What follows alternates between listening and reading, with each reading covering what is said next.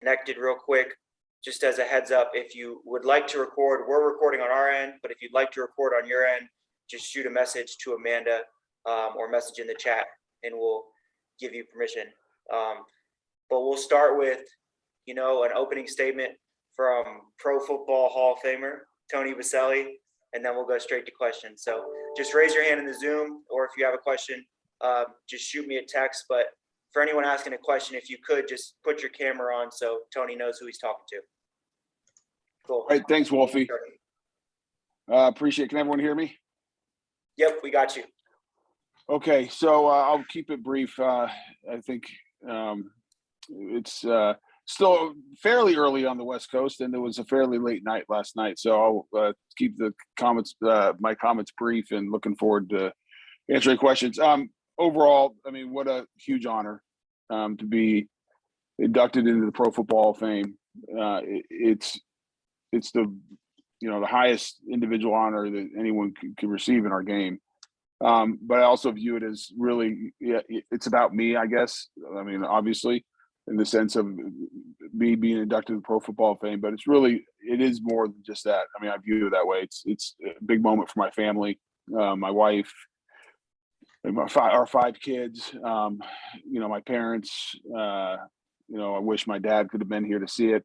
He passed away this past year, but I know he's up in heaven looking down, smiling, and all my friends. And then even everyone in Jacksonville. I think it's all the Jaguar fans. It's our organization, Jaguar organization, something I think everyone on this call knows I hold dear, very dear and close. And I feel like, since the day I got drafted in 1995, part of my responsibilities, I represent the organization. I represent the franchise, and I've taken that serious, and I've tried to represent it the right way my entire career, and then even post-career. And so I'm really excited for the fans, for the city of Jacksonville, for the Jaguars organization. So thankful to the Khan family. They've been supportive. Obviously, they weren't the owners when I got to Jacksonville, but they've been so supportive the entire time, and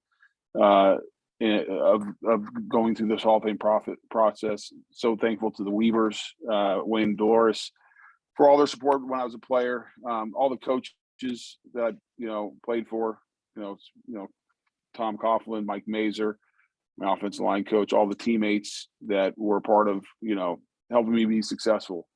Football is the ultimate team sport, and so I always get a little bit uncomfortable in these individual awards and recognition, because I know for a fact that I would not be sitting on this call with you talking about the Pro Football Hall of Fame if it wasn't for the great teammates I had, and it wasn't for the great coaches. All the way back from high school at USC, I was really fortunate to have amazing people in my life that helped develop me as a man, and as a football player. So I really view of getting inducted into the Pro Football Hall of Fame. Yes, it's about me, and it's a huge honor for me. But I feel like all of us, all the people that have been a part of my life and helped me get here, are going into the Hall of Fame together. So I appreciate it. And then specifically to the media, the Jacksonville media, who's has changed in and out a little bit since I got there in '95. Some of the same faces are there. I'm so thankful for you guys and gals, what covering my career. Have always been very fair to me. Have been real professional, and have been great to work with. So I appreciate all your support through the years, and especially during this Hall of Fame, the whole process. A number of you have been vocal, and have been big supporters of mine. I don't take that for granted. And I appreciate it. And I appreciate the relationships that I've been able to develop with y'all. So with that, happy to take any questions, but it's it was a big day for the Boselli family, big day for me. We did celebrate last night in accordance to the big moment, and it's pretty exciting stuff. So with that, any questions? Thanks, Tony. We're going to go ahead and get started with Gene Fournette and then Mike Duraco. Hey, Tony, congratulations. Thanks, Gene. I want to take you back a little bit. The context of this honor, when you think back to the last 20 years of your life, when you think back to the premature ending to your career, which, obviously you can't, that's out of your control. When you think about the health scare that you went through a couple of years ago, and now you're in this moment of just amazing celebration with your family and friends. So when you think about it in the context that I brought up, how does it make you feel? Yeah, Gene, it's humbling. Life is a funny way of putting everything in perspective, and I'm a believer things happen at the right time. And you mentioned a number of things that we've been through as a family. I've been through. If I think back all the way to the beginning of my career and the journey to get here, a lot of bumps, a lot of obstacles, a lot of times you're like, "Whoo, maybe I'm out for the count." But I'm not sure. People always say, "Would you change anything? What would you do differently?" I mean, heck, the only thing I change is to be able to play more football. Nothing else. There's nothing else I would change. I'd add one more thing. My dad being there for this process would be great too. But those are things that weren't meant to be, and that's okay.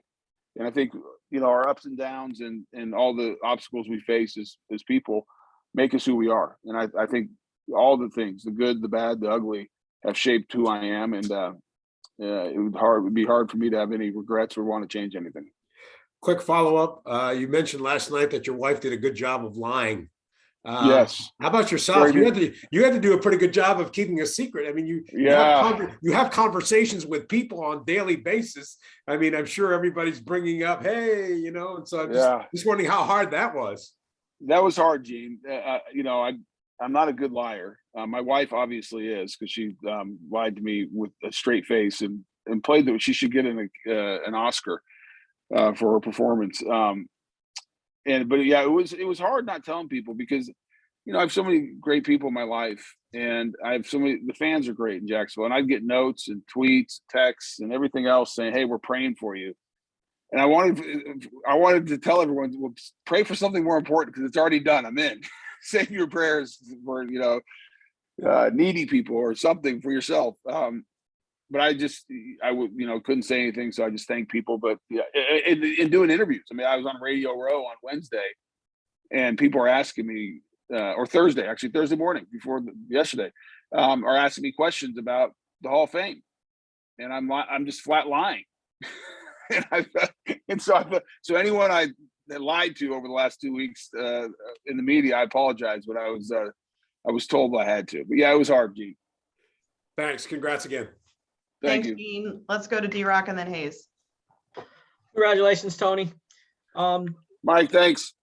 Have you had that first holy cow, I'm in the Hall of Fame moment yet? Or are you waiting on that and hoping, what you think it might be?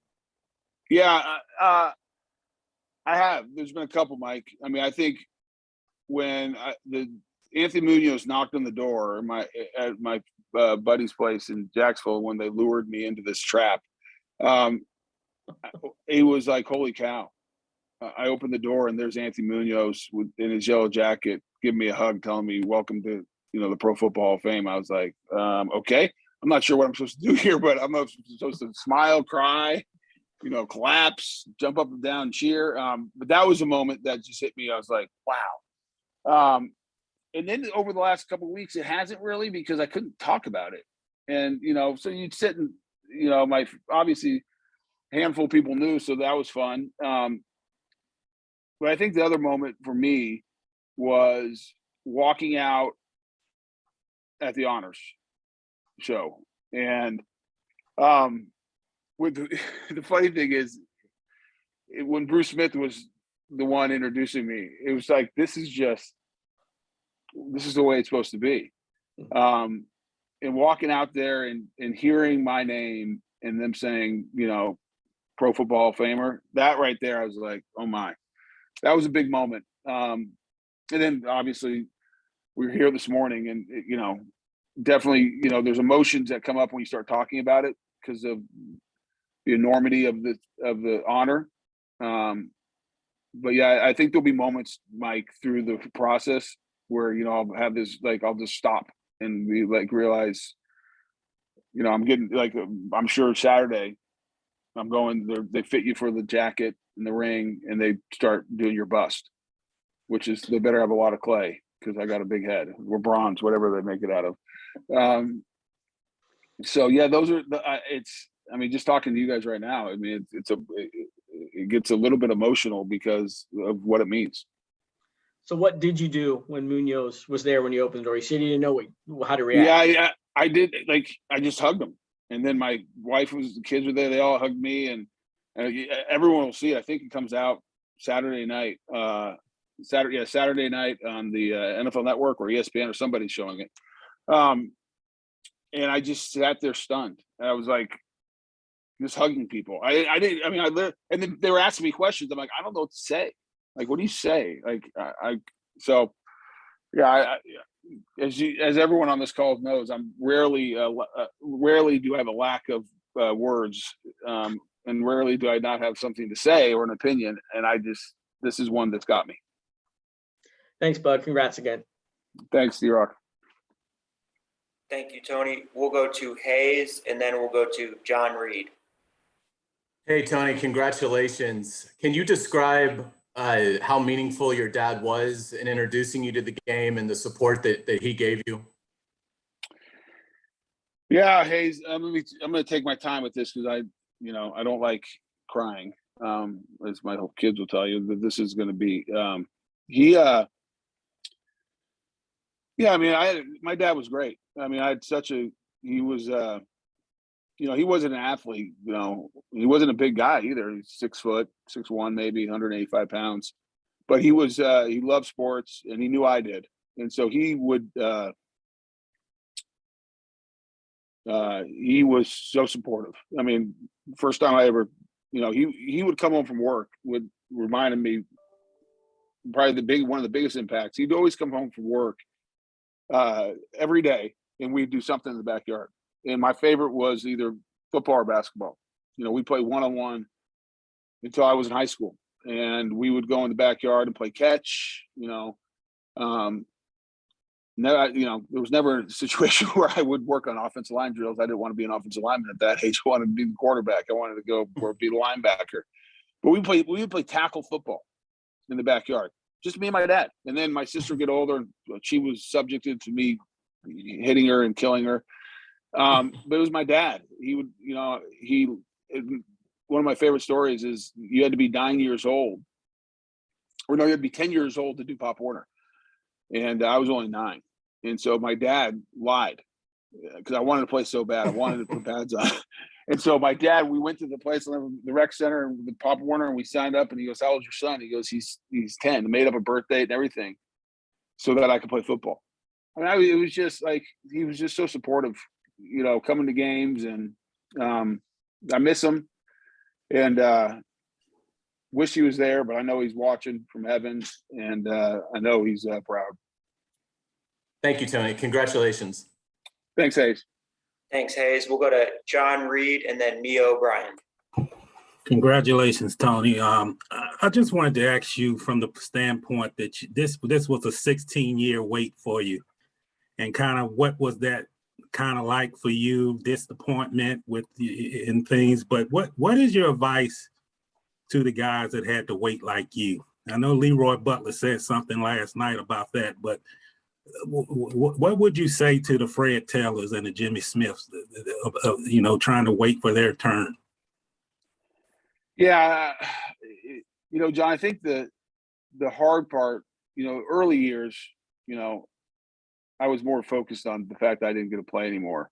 And so I wasn't even thinking about the Hall of Fame. But I think where it became harder as you make the semifinalists, you kind of understand the process. And, so the last 6, maybe 10 years has been harder, just waiting. And my advice is there's nothing I can say that's going to make you not want to be in it or not think about it. But the way I did it is I tried to literally compartmentalize it and say, this is something I have no control over. And so me spending cycles of my life thinking about it and trying to solve for something I have no control over is a waste of time.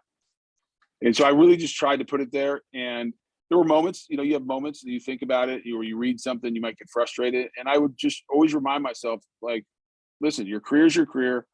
It was cut short in my case. It is what it is. And, if they vote you in, great. If they don't, as I told my wife and kids during this process, I said, I'm going to be okay. So I made my mind up, John, like, I'm going to be good if it doesn't happen, because I have to be. I'm not going to let it define my life, even though it is life defining getting in. So, there's nothing, just try to stay positive. And the last thing I'd say about it is remember that, and I always reminded myself every year of this, is you look at the 15 guys that were on the list as finalists this year, all of us on this call could make a case for every one of them to be in the Hall of Fame. And I always remember when I didn't get in is that, hey, I'm not going to disparage a Hall of Famer. I'm not going to say that person doesn't deserve to be in and I do, because I think it's disrespectful to the game. I think it's disrespectful to the people who are in the Hall of Fame who make it. And so I always viewed it as, this is a huge honor. And if I don't get in, I'll be disappointed. But you know what? The people they put in are Hall of Famers. They deserve to be there. Thank you, Tony. Congratulations, man. Thanks, John. Thanks, John. We'll go to Mia O'Brien and then Justin Barney. What's going on, Tony? Congrats. Yeah, what's up? Thank you. What's going on, broski? Building off John's question, Leroy Butler gets in with you. I know you said that it almost was too perfect for Bruce to introduce you. What is your relation with Leroy, and also what did it mean for you guys to go in together as two sons of Jacksonville? Yeah, great question, and it was awesome. And I probably should have added that in my opening comments, because Leroy and I have talked quite a bit about, this process, because we've been finalists together, where we both were disappointed and both didn't get in. Our wives have become friends. It's funny how this process kind of brings you together. And when I found out that I was in, one of my early questions was like, okay, who else made it? And the one name I was really looking for was Leroy Butler, because I know he's a Jacksonville guy, born, raised there, and the fact that I get to represent my family and the city and the organization, I think it's huge that Leroy's in too, because it's big for Jacksonville. He's he's more of a Jacksonville son than I am. He's a natural child. I've been adopted, so you got the natural son and the adopted son both getting in together. So I told Leroy that, hey, we're gonna have to have a big party in Jacksonville at some point here. So hopefully we'll be able to do something together. And this one's actually from a couple fans who texted me. Speaking of a big party in Jacksonville, have you talked to the team about bringing the throwback jerseys back for like a special honor Tony game? Yeah, I think the league would have something to say about that, and I'm sure the equipment staff, Jimmy Luck over at the Jaguars, probably saying, "Hey, Tony, stay in your lane. Don't bring up stuff that's going to create more work for us." But that would be fine. I think there's gonna be a lot of fun moments on this journey, and maybe that's one of them. That stuff is less important to me, but I know the fans love that stuff. I look forward to, at some point, somehow, whether it's something in Jacksonville or if it's in Canton, hopefully a lot of people will be able to come, or something during the season, that there's some celebration that we can do with the fans. That'd be a lot of fun for me. Awesome. Thanks, Tony. Congrats again. Thank you, Mia. Thanks, Mia. We'll go to Justin Barney and then Ryan O'Haller. Congrats, Tony. You mentioned your father and you's relationship, your children and you're the father now to the kids, and how were they through this process and being able to, you kind of talking them down the last 5 years? You didn't get there, probably disappointment on their behalves for you, but last night and when they found out, how exciting was it for them and for you to be able to share those moments with them? Yeah, that Justin, it's interesting. You think about my relationship with my dad, now my relationship with my kids. And I got to coach my two boys in high school, and so there's a natural connection. The game of football. They were too young to remember my career because of how early it ended. But they are big. They go back. It's funny. They go back and watch YouTube videos now of when I played, and they love to critique me and tell me what I did good and bad.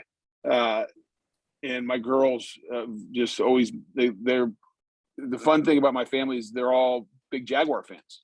I mean, they go to every game. They fight to who can bring friends to games. And so I say that because this is big for them. Like they've always been a part of my career. even though they didn't see me play, they've always, because of their love of football, and this is both my boys and girls, love of the Jaguars, and obviously they want me to have success. So they were so excited. They've been crushed in the past. I mean, it's funny. I'm not, looking back now, we'd be sitting in the hotel room and I get a phone call saying you're not in. The whole room would be crying, except for me. I'd be sitting there just numb, and my kids will all be crying. So just imagine the opposite reaction when they found out. They were so excited. They enjoyed the whole process. They're here in LA with me. They want to be a part of it as much as possible. And so it's been a neat family moment. That's why, in my opening comments, I really view this as not just, I'm getting into the Hall of Fame. It is an individual award. There's no two ways about it. But my football has really defined my life, and it's the greatest team sport. And I view how I do everything. It's like we have a saying in our house, Team Boselli. And so getting into the Hall of Fame, they're coming with me. Like, this is big for them. This is, and I view that the same way as, about the organization and the people of Jacksonville. Thank you. Congrats again. Thank you. Thank you, Justin. We'll go to Ryan and then Brent Martineau. Just a heads up, I know Tony has a flight to catch back to Jacksonville, so we probably only have time for 3 or 4 more. Tony. What's up, Ryan? How's my people in Denver? Good. It's supposed to snow later, so I'll get ready for that again. But yeah. As you start as you start this journey, how much will you think about Sam Pagano telling you as a teenager, you're not a quarterback anymore?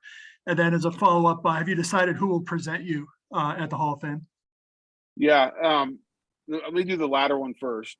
I have an idea who is going to present me, but I haven't had that conversation with them, so I don't want it to be out there, but that will be coming here soon. But I do know, I have a good idea who it is.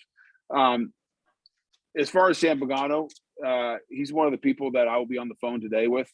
Like, I've never got so many text messages at once, and so I got like hundreds and hundreds of text messages and DMs and everything else. And I'm going to try to get back to everybody, but there's certain people that I want to talk to today, and one of those is Sam Pagano.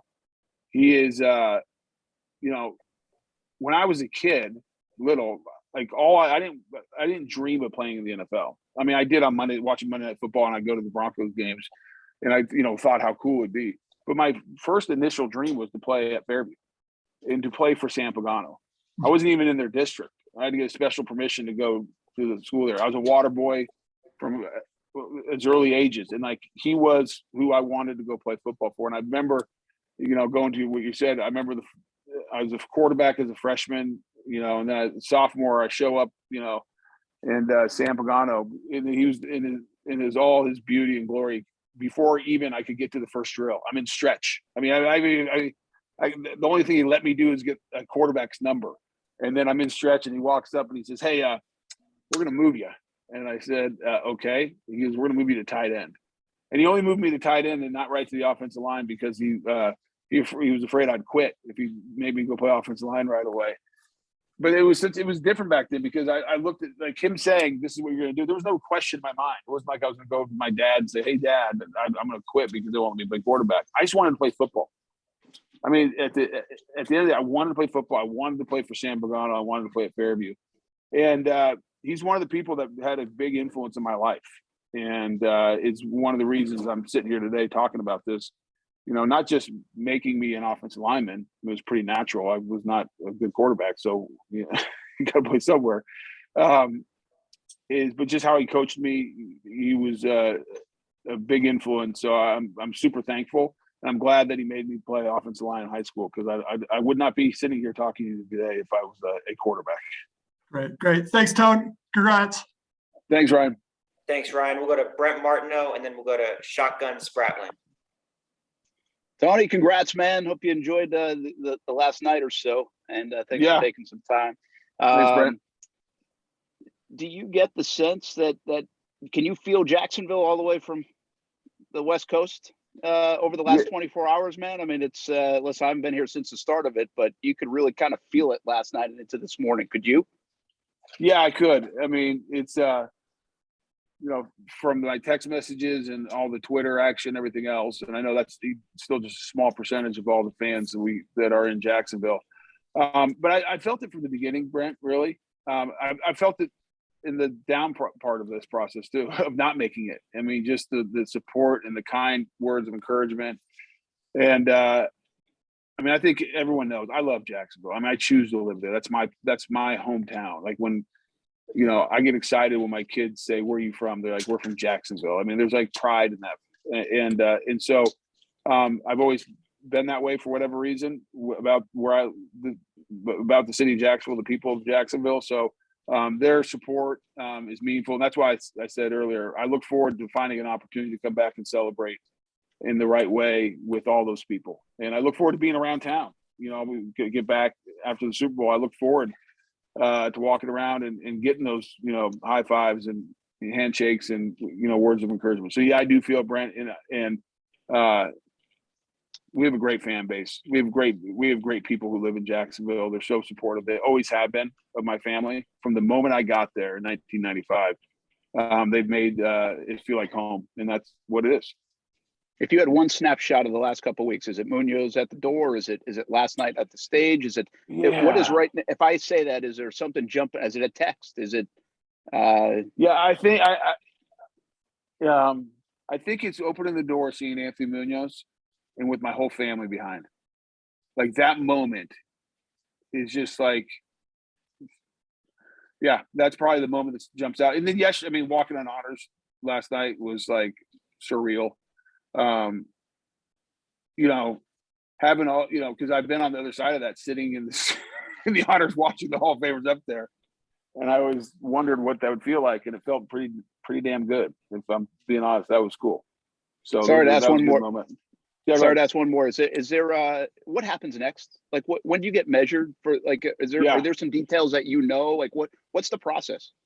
Yeah. So today, right after this, I got to put a suit on, my favorite thing, and go to a luncheon, Hall of Fame luncheon, which would be great. It's the Merlin Olsen luncheon, and then tomorrow I go get fitted for the jacket, fitted for a ring, and fitted. They start measuring for the bust, so they do that Saturday, and then Sunday we'll be at the Super Bowl, introduced. I think sometime in the second quarter, in between there. And then do that, and then I'll be back in Jacksonville, and then I think everything's just getting ready for, you know, August in Canton. Enjoy it. Thanks. Thanks, Brent. Do you ask him to trim a little bit off the neck for the bust, Tony? Yeah, you know, Mark, I thought about that. Like, I'm worried about my jacket size, you know, and so because I really want to lose weight, but I'm like, okay, if I get fitted tomorrow and I try to lose weight, what if it doesn't fit in August and I look like so it's like a no-win because it doesn't fit. I look like a slob because it's too big, or I stay fat like I am and I look like a slob because I'm fat. I'm like, so I'm not sure what to do there. So I can't let that.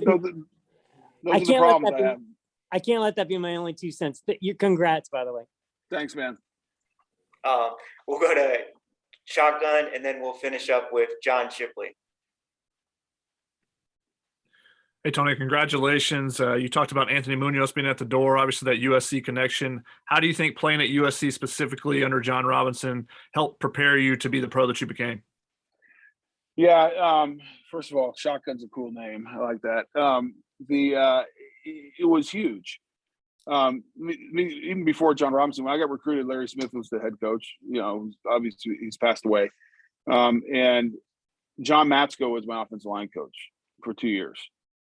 He's, you know, one of the best offensive line coaches in the NFL for the last 8 years. But for 2 years I had him. When I came as a freshman from Colorado to USC, I'd never pass blocked in my life. I had no idea. I mean, we ran the ball every down at Fairview.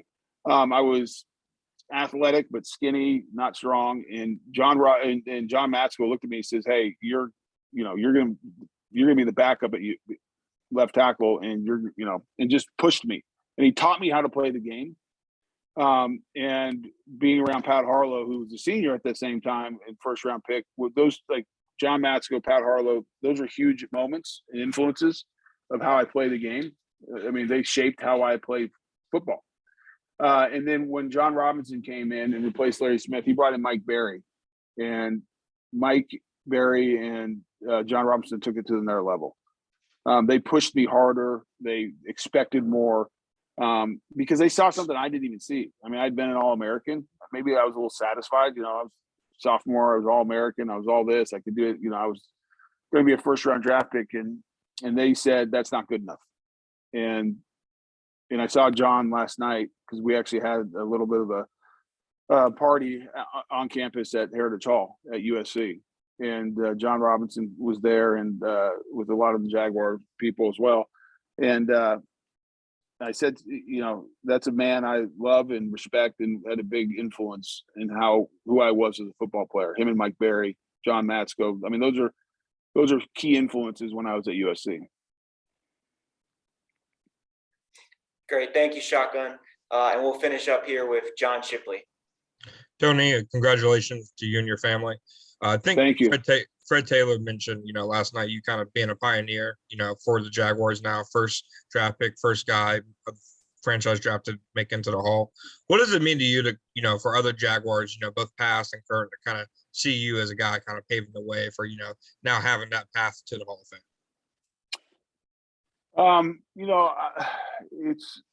It's one of the several things, John, that's been humbling in this process. Because I have the utmost respect for Fred Taylor and who he was, and he made me look good a lot because of what he was able to do. I think there's no back I would rather play with or block for than Fred Taylor, and I don't think he ever got the credit he deserved. And you look at his numbers and what he did. I mean, he's as good as anyone who's played that position. And so, having those type of comments from him and Jimmy and others, all of my teammates, one of my favorites of all time came to LA last night, Jeff Novak. Mark was there, obviously, and everyone knows my relationship with him. So I value those relationships. I value the time we spent together. The responsibility, I feel like I've always had, and I hope a lot of us have, or anyone who plays for the Jaguars. So you represent more than just yourself. Like when I got drafted by the Jacksonville Jaguars in 1995, I knew that I don't just represent Tony Boselli. I don't just represent the Boselli family. I now represent the Jacksonville Jaguars, and I wanted that to be forever because it was important to me. And by representing the Jacksonville Jaguars, I represent my teammates, and that's important to me. So it's a big honor, and I hope that guys who play in Jacksonville get more recognition. I hope Fred Taylor gets the recognition he deserves, and I hope Jimmy, who was one of the great receivers. I mean, anyone who played against them didn't enjoy it that day. Jimmy was a great player. I hope they get the recognition they deserve. And I hope in the future, all Jaguars, in one way you get recognition. And the reason we did get recognition back in the 90s, because we won football games. And I hope we start winning football games because that'd be good for the fans. It'd be good for the organization. It'd be good for the players. Because I think we do have good players. And sometimes being in a smaller market, you don't get the recognition, maybe some of the bigger markets. And the only way to fix that is by having success. So I hope we have more success as an organization. Thanks, Tony. Congratulations. Thanks, John. Thank you, John, and thank you, Tony. Congratulations. Thanks, Wolfie. So if not knowing what weight you want to fit your gold jacket is the problem, that's a good problem to have. So yeah, exactly. First world problems. So thanks all. And we'll have the audio and video and we'll send that out to you all. So appreciate you all joining.